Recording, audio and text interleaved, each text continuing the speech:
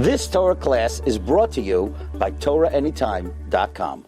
America, I think Mama's just arrived today, and I arrived and my stuff is still on the plane. Yeah, the stuff's still on the plane, and yeah, it's wonderful to have a Talmid Chacham from America come and speak to us and enlighten us, and b'chavod. Thank you very much.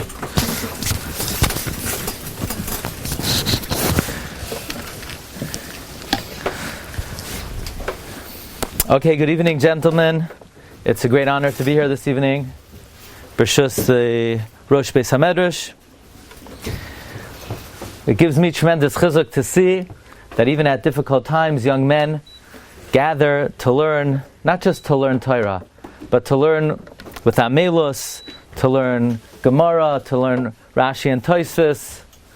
Nothing destroys the Sitra Achra, nothing destroys the Yetzer Hara, nothing does more for Klal Yisrael than genuine Limud Torah.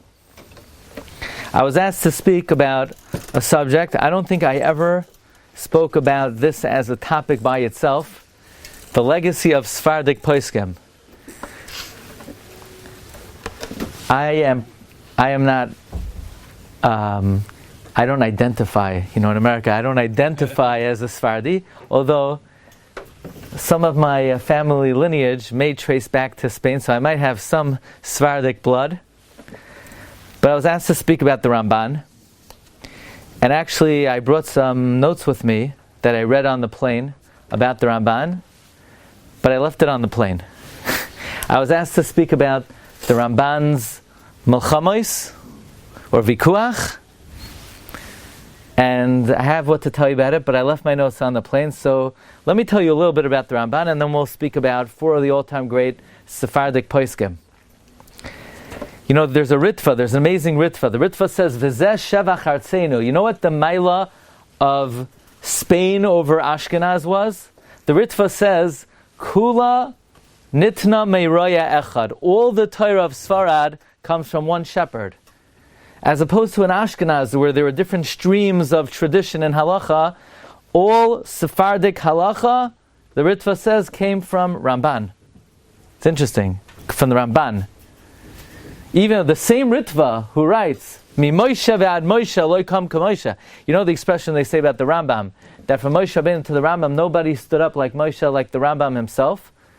By the way, Ashkenazim don't agree with that.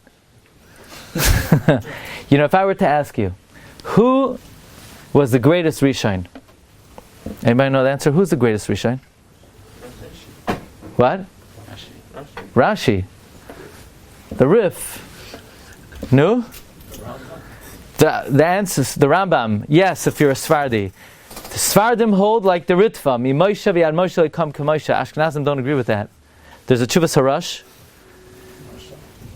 And also the Marshal brings that Rabbeinu Tam was Gadol b'chachma u'v'minyan mikol harishonim. That Rabbeinu Tam was greater than the Rambam.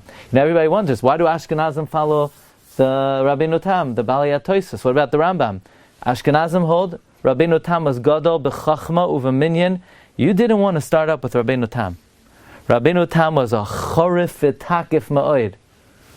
Okay, but I'm here to talk about the legacy of Sephardic poskim, the Ramban. The Ramban had a tradition in Kabbalah also. The Ramban was a Talmid of Rabbeinu Ezra. Rabbeinu Ezra had Gilui Eliyahu. The Chida writes, the Ramban also had Gilui Eliyahu.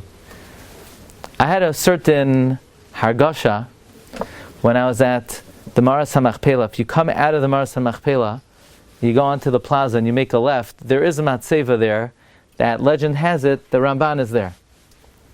Even though there are other places that the Ramban is also purported to be buried, but this is one of them. The Ramban has a kever at the Maras HaMachpelah, and it hit me. It's interesting that the Ramban would be buried right at the Maras HaMachpelah. One of the most well-known teachings of the Ramban, it appears in the beginning of Lech Lecha, it appears in Parshas Toldos, it appears in Vayishlach, it appears in Vayechi. What's one of the most well-known teachings of the Ramban? Maseh Avos Siman Labanim. The Ramban holds that everything that Avram, Yitzchak, and Yaakov did literally created the future history and destiny of the Jewish people. So nobody more than the Ramban upheld the value of every single Maisa of the Oveis HaKdoshim. So, his Mokoi Menuchasai is right there, right next to Avraham, Yitzchak, and Yaakov. There is a Sefer the Ramban wrote called the Sefer Havikuach, which he debated a Jewish apostate named Pablo Cristiani. This was a very dangerous proposition for the Ramban because it was a lose-lose proposition. If Pablo Cristiani wins the debate, it will be demoralizing for the Jewish people. If the Ramban wins the debate, then will he escape with his life?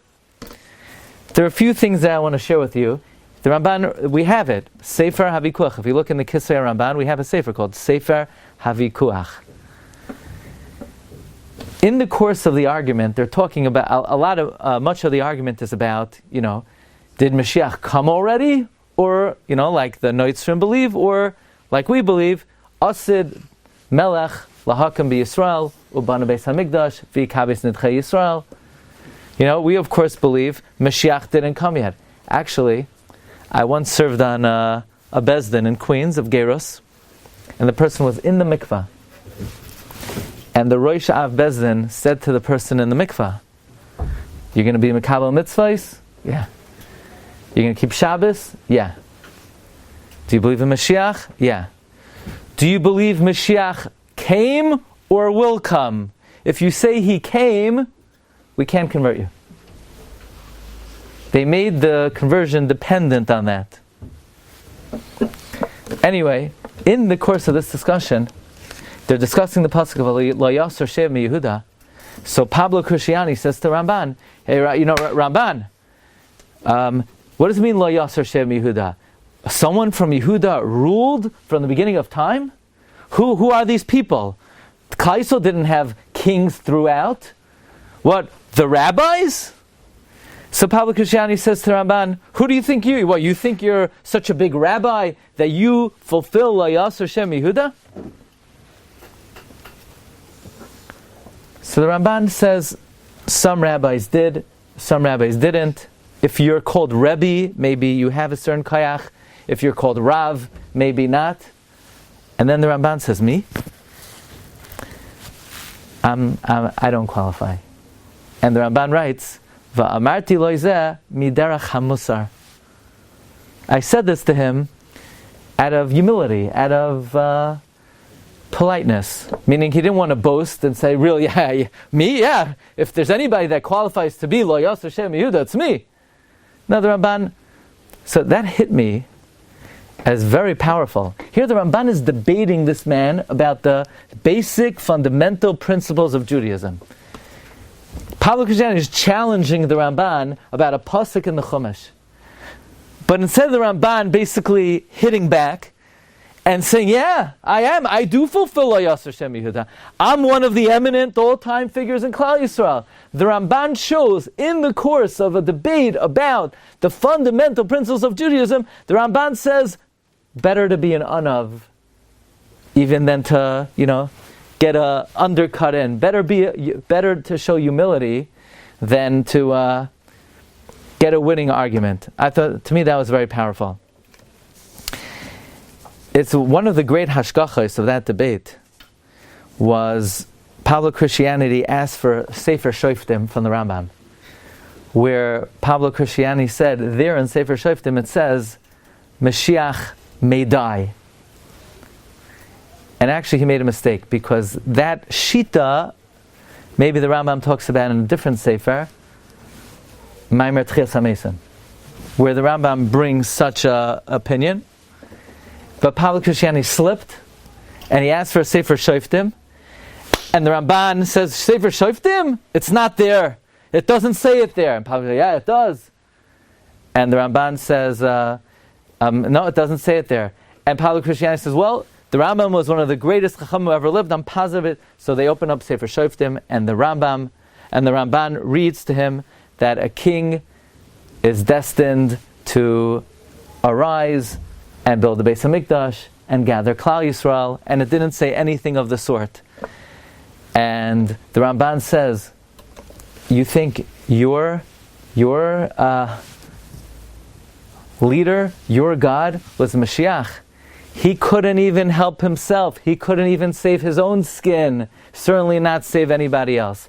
So anyway, this is considered one of the great acts of hashgacha in this debate. A few years ago, I was in France at the location, in Spain, at the location of the debate of the Ramban and Pablo Cristiani. So that's just a little bit about the Ramban that the Ritva says is, so to speak, the Roya Echad, where Piskei Sfarad comes from.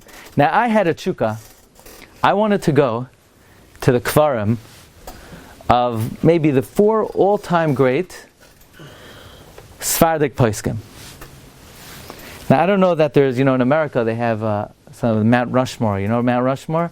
The 4 greatest presidents of the United States. I don't know if there's an official Mount Rushmore of Sefardic poskim, but I guess in my own mind, got to be, the Chida, right? Chaim Yosef David Azla. In terms of Achronim, the Chida, Reb Chaim Falaji, yeah, the Ben Ish Chai, and Reb Ovadiah, right? Now, Reb Ovadiah, not so hard to go to the kever. You know where it is? You go to Sanhedria, in the Sanhedria cemetery, Reb Ovadiah is there, and people come, Yom V'Layla, and they pour out their hearts. Okay, so Reb Ovadiah is not such a big deal. The Chida is on Har Menuchos, but he wasn't originally on Har Menuchos. He originally was buried in Livorno. So actually, a few weeks ago, let's say, it's almost Rosh Chodesh, right?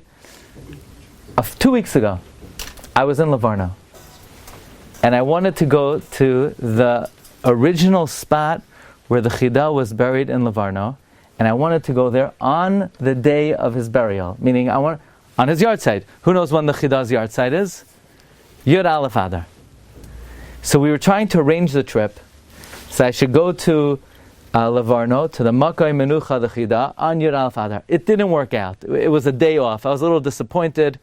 So you say, okay, it's not like you're going to his car. He's not there anymore. Reb Mordechai Eliyahu moved the Atzamais from Livorno to Har Menuchos. But I don't know, I wanted to go there. I went there, and I didn't know, the original Matseva of the Chida is in Livorno. It's unbelievable. And it has on the side all the Sfarim the Chida wrote. The Chida wrote more than 70 Sfarim or so. And a lot of the Sfarim that the Chida wrote have the names of parts of the body. So you have Moira Be'etzba, you have Savare Shalal, you have Birkei Yosef. A lot of the names of the Sfarim of the Chida are from parts of the body, and all the Sfarim are listed on the Kvarim, and all the Chachamim buried next to the Chida. Their yichus is, this Chacham was a ben bayis by the Chida. This Chacham was one of the 3 Chachamim who was maspid the Chida. Whatever your shaykhis was with the Chida, that's your gadlus. Anyway, so we were there on Yud Beis Adar. We came home Shabbos, and I was learning on Shabbos. The Chida was niftar on Yud Aleph Adar on Parsha Zachar on Shabbos. So he was buried on Yud Beis. So Hashgacha had it that I was zoiche to be at the original Matseva of the Chida on the day the Chida was buried, only 218 years later. The Chida was niftar in 1806, and we were there in 2024, a little bit later, but mamish exactly to the date. By the way, the Chida has an amazing observation in the Birkei Yosef. Chida says, the first comment of the Ramah. You have Mishnah Berurah over here. Something very interesting. Every time the Ramah writes something, what does the Ramah say? What word does it start with? Haga. Okay. Anybody know what's the first Haga in Shulchan Aruch? Everyone says Shivisi. No, it's not. Yeah? The Mechaber says, Yiskaber ka'ari lamad ba'boiker l'avodas bar shehu ma'or ha'shachar Haga v'al kol panim lo ya'achar zman ha'tfilah. Haga Shivisi Hashem l'negdi tamid. Haga. It's all the Ramah talking. Why does he say Haga twice?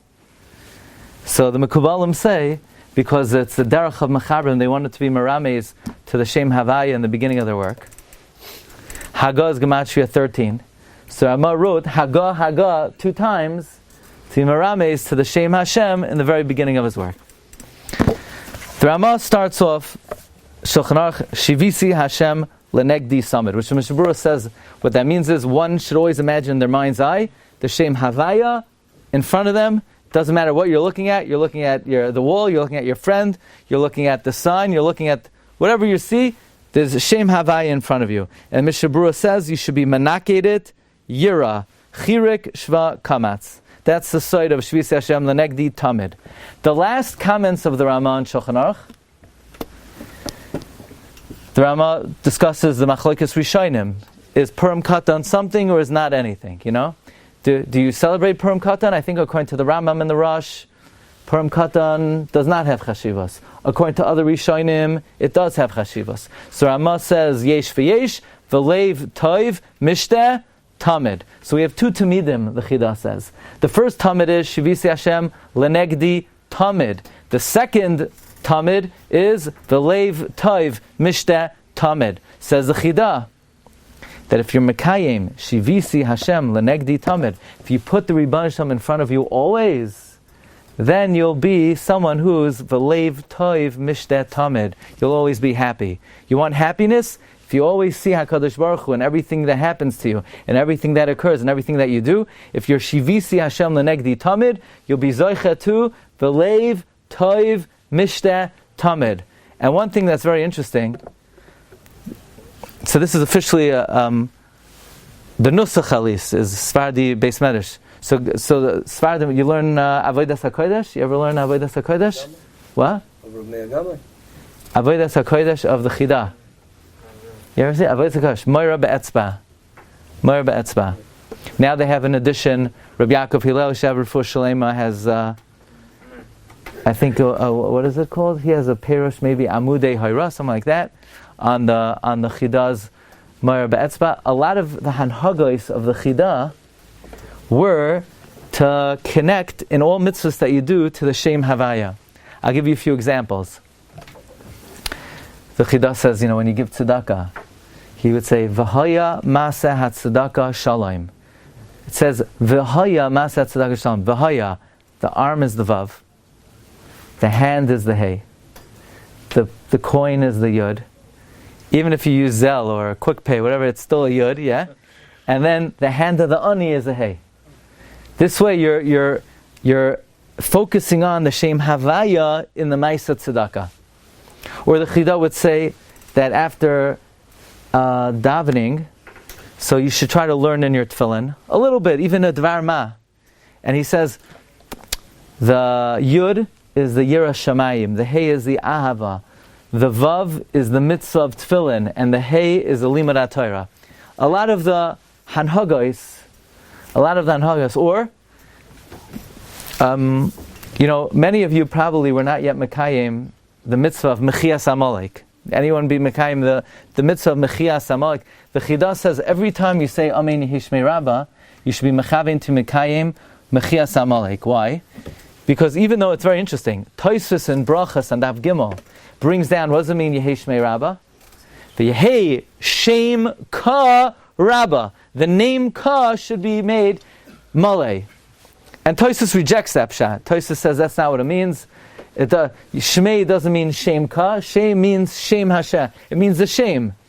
But the Chida brings from the Arizal that that's the pshat in Yehishmei Rabbah. And therefore, when you answer Amen Yehishmei Rabbah, you should think you're being Mekayim the mitzvah of wiping out Amalek. Because when Amalek is destroyed, then Hashem's name will become great again. The Shem Ka will become the Shem Havai. So you see in many of the Hanhagos of the Chida, it was focused on bringing Shivisi Hashem Lenegdi Tamid. Actually, I have a very special connection with the Chida. I mentioned my family origin is from Poland. My grandfather is a survivor of the Holocaust. He was in Auschwitz. He was in Warsaw. He was a Talmud Muvak of Rabbi Menachem Zemba. He was a Ben Bayis by Rabbi Menachem Zemba. And before the war, he also knew English. So when he was liberated from the Holocaust, the American army made him the head of the religious department of the Joint. The Joint was an office of the American Army to help the survivors. So my grandfather, after he was liberated, helped the survivors by printing the very first Sfarim for the survivors. And the first Sefer my grandfather published for the survivors was the Lev David of the Chidah. I have a copy of it. It's in army green. It was published in Germany in 1945-46. The Lev David of the Chidah was the first Sefer published for the survivors right after the Holocaust. In Maimer Chavtes, the Chidah writes in Lev David, something out of this world. You know, you guys in England, you're very polite. You know, you're very proper. You're civilized. So probably on Purim, it's a very elevated experience. It's a very sanctified experience. You know, even if there's a little bit of drinking, I'm sure it's with tremendous kedusha and midos tovos. But not every makom in the world, you know, are the bachrim on such a high level as they are here in Edgeware, right? Is that how you say it? So, the Chidah talks about that on Purim, and where he quotes from the Talmidei Ari, where the oiros of Purim are the greatest oiros and shefa of ruchnias of any time during the year, of any time in our history. Chidah says that if Klal Yisrael on this day would spend the day, aside from being mekayim the mitzvahs hayom, engrossed in gemilas chasadim, especially in Talmud Torah, says the Chidah, bevadai yavoy hagoyel miyad. He gives like a haftacha, that if Klal Yisrael would dedicate themselves l'Torah v'avodah on Purim, he says it's certain, for sure, the Geula would happen right away. It was very interesting to me. I saw recently that one of the all-time great Sefardic giants from the Mekubalim, the Abir Yaakov. You ever hear the Abir Yaakov, Rabbi Yaakov Abi Chatzera? The Abir Yaakov was born the day the Chidah passed away on Yud Aleph Adar in 1806. So you see that connection between the Chidah and, so to speak, like the continuation of the legacy of the Sefardic Gedolim. And what was very interesting to me is the Ben Ish Chai's parents were not able to have children right away. And the Ben Ish Chai's mother from Baghdad made the trip, I think, to Morocco, to the Abir Yaakov, to get a bracha. And sure enough, she gave birth to the Ben Ish Chai. From the bracha, the Abir Yaakov. So you see, you know, like from the Chidah to Abir Yaakov to the Ben Ish Chai. Now, the Ben Ish Chai's kever, I cheated with the Ben Ish Chai. Why? Because the Baghdad kever didn't work out into the itinerary for certain reasons. We couldn't make it. No, we were about to go. It just, didn't work out. But the Har Hazesim kever, and the Mekubalim say that he moved. I think Shimon Agassi, one of the Mekubalim of Baghdad, said, the Ben Ish Chai moved from Baghdad to Har Hazesim. I go with that shita. So according to that shita, I got that kever.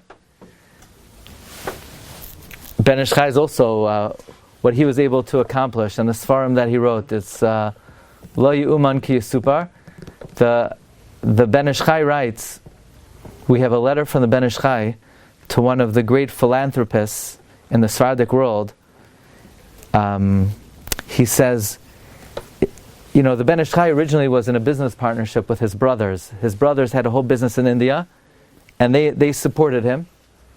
And somehow there was some kind of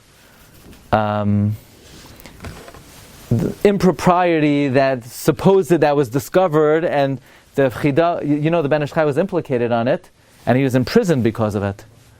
And when he came out, he went into seclusion for some time in Mamish, his Baididus. But the Ben Ish Chai, at a certain point of time, he could not continue to afford to publish his Sfarim. And we have a letter from him, I believe to the Sassoon family, that it hurts him more than the fact he can support his family, is the fact he can't continue publishing his Sfarim. He even writes he has a historic Sefer Torah, and he's willing to sell the Sefer Torah for funding to be able to continue to publish his Sfarim. You know, when he was young, he discovered in the bracha that we make on Havdalah, we make 4 brachas. We make Bar Pri Hagafen, we make Bari Mine Besamim, we make Boirei Ma'orei Ha'esh, and we make Hamavdu Ben Kodesh L'Chal. So the Ben Ish Chai want to know, what's the reason for the order of these 4 brachas? Why first Hagafen, and then Besamim, and then Ma'orei Ha'esh, and then Hamavdu Ben Kodesh? He said very simple. It's Malin B'Kodesh and Meridin. Bar Pri Hagafen is the peh. Then you move up to the nose, then you move up to the eyes, and then you move up to the mind. So that's the tam for the reason of those 4 brachas. Now, Reb Chaim Falaji, that was a tough one. If now, I do not recommend anyone going to the kever of Reb Chaim Falaji in Turkey. They're not that friendly to us right now. Nor were they when we went, but at that time we didn't know any better. And I started learning the Sfarim of Reb Chaim Falaji. I really loved a lot of his Sfarim. The Nefesh Chaim, not to be confused. Sometimes you see in a Sefer, when you learn Yeshiva and you say Nefesh Chaim, you think it's Reb Chaim Volozhiner. And if you're a proud Sefardi, you need to say, no, Nefesh Chaim is Reb Chaim Falaji. Nefesh HaChaim is Reb Chaim Volozhiner. But Reb Chaim Falaji has many, many Sfarim. Tradition has it he has 72 Sfarim. And I like to say, Rav Hutner would say that the yard site of Rabbi Yisrael Salanter was Parshas Mishpatim. Every year Rabbi Yisrael's yard site comes out Parshas Mishpatim. Because Rabbi Yisrael was the one, there are a lot of people who, they're very makbid on chumras, as long as it's not interpersonal. A lot of people are makbid on zmanei tefillah, or on chametz, or on different hidurim and mitzvahs. Yeah, so they'll run to do a mitzvah, and by doing so, they'll step, they'll put their dirty shoe on the guy, step on the guy's foot. He just shined his shoes, so you're mazik him. So Rabbi Yisrael Salanter strived his whole life to put on an equal pedestal all mitzvahs in the Torah. Anybody know, what did Rabbi Yisrael Salanter do on Erev Yom Kippurim? What would a big tzaddik do on Erev Yom Kippur? So we imagine a big tzaddik on Erev Yom Kippur probably woke up early, he went to the mikvah, he probably was toivel, 101 times. No. Let me tell you what Rabbi Yisrael Salanter did at Erev Yom Kippur. He woke up in the morning, he davened, he had a bite, he went into the kitchen, he took a hammer out of the cupboard, he put it under his jacket, he went to the shuls, and he examined every table and shear so that to make sure there was no nail sticking out. Because if there was a nail sticking out, somebody might rip their pants, and whoever owned the shul would be a mazik, and there would be no way to pay back. And he proceeded to go to every single shul. He proceeded to go to every single shul in the city so that there would not be any hezek in the city. Rabbi Yisrael Salanter held, that there was once a chabura of people who wanted to be Peiresh Minyane Olam Hazeh, and they were going to start to learn Shas B'Iyun. And they were going to start with Brachos, and then go to Shabbos, and then Erevin. And Rabbi Yisrael Salanter said, it's wrong! You should not learn Shas that way. So why? Brachos? Brachos are all D'Rabbanan. Masechta Shabbos? It's almost entirely D'Rabbanans. Erevin is Midrabbanan. What should we learn? Baba Kama, Baba Metzia, Baba Basra, Dine Mamanois, are Kulam Da'iraisa.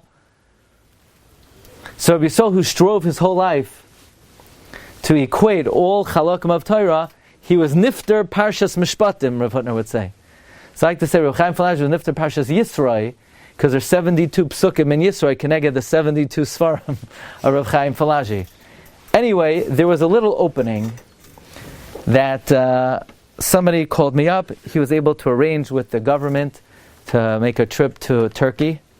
It was for the yard site of the Smichas Chachamim, Rav Naftali Katz, and I was zoicha to be at the kever of Rav Chaim Falaji. And on the day that we went to the kever of Rav Chaim Falaji, it was the yard site of Rav Chaim Falaji's son, Rabbi Avram Falaji. Rabbi Avram Falaji was his Memala Makayim. while we were there, we're walking around Izmir, and we see this kever. It's covered in dirt. It's covered in weeds. We dusted it off. We cleaned it off, and we read the Matzeva.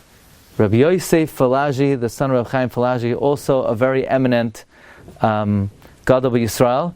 I had never heard of him before, but I was honored that we cleaned up. We were mechabed his kever. I came back to America. I needed a shir to say. I give a shir every Wednesday night, and I'm looking for a shir. I'm looking for a topic. I remember it was Parshas Kisisa, and Parshas Kisisa talks about Moshe Rabbeinu breaking the luchos. And the topic I was looking into is, are we worried about ayin hara when it comes to teaching Torah? Is there ayin hara when it comes to teaching? Maybe there's somebody's standing up, everybody's looking at them. Is there ayin hara when it comes to Harbatzas Torah? So, I saw first of all the Baal Sheva Musar talks about, well, maybe we should learn out that Chazal say the luchos rishonos were given in great pomp and ceremony, and therefore they were broken. The luchos shnis were given in a more discreet manner, and therefore they were preserved. So maybe when you teach Torah, you should do it in a more modest setting. So I saw they quoted that Reb Chaim Falaji has a tshuva on it. Oh, great! I was justified by Reb Chaim Falaji. So I open up the tshuva of Reb Chaim Falaji, and he writes one paragraph, and he says, "Let me tell you something. When it comes to this subject, my son, Rabbi Yosef Falaji, wrote pages on it. Here, let me bring it right over here." So a few days before, I had never even heard of Rabbi Yosef Falaji. And within moments of visiting him, he came back and he visited us. So there you have a little bit. You have the Ramban. The Ramban was the Roya Echad, from which all Piskei Sefarad comes from. You have great Gaonim, the Chida, and the Ben Ish Chai, and Reb Chaim Falaji, and of course Marana Ovadiah Yosef. Now I'm going to tell you my favorite story that nobody likes. Okay, but Yeshiva Bachrim, you might appreciate this a little bit, but it's not an easy one to swallow. And here it goes. So Reb Ovadiah was headed to the south of Eretz Yisrael, and we're good? No? Okay. Reb Ovadiah was headed to the south, and basically the Baba Sali got wind that Reb Ovadiah was coming, and this was going to be the first time that these two giants would meet. Fine. So Reb Ovadiah is coming, and the Baba Sali is preparing himself, and the Baba Sali meets Reb Ovadiah for the first time, and he's megala to him that Reb Ovadiah had the soul of one of the Goinim. Fine. He then says, everybody leave, everybody walk out. He tells Reb Ovadiah, the only one in the room at the time was Reb Yitzchak Yosef, who was a little boy, and he stayed in the room. He tells Reb Ovadiah, he feels it's an ace masugol, that the two of us are together in the same room. If we rush right now and we eat hamoitzi, Mashiach will come right now. Reb Ovadiah looks at his watch, he says, right now? No, I have to go to a shir. So the Baba Sali says, yeah, but if you don't wash right now, I don't know when Mashiach will come. Ovadiah says, okay. Gadol Talmud Torah Yoiser Mibinyan Beis Hamikdash. I guess Mashiach will have to wait. And Reb Ovadiah did not wash, because the halacha is that as important as it is to build a Beis Hamikdash, even more important is the fact that you Bachrim come together to learn Torah every night. That's Yoiser Gadol Afilu Mibinyan Beis Hamikdash. So it's an honor for me to tell you, Chazak ve'ematz, keep up the great work, and Be'ezus Hashem, Mashiach should come after the Seder is over. You've just experienced another Torah class brought to you by TorahAnytime.com.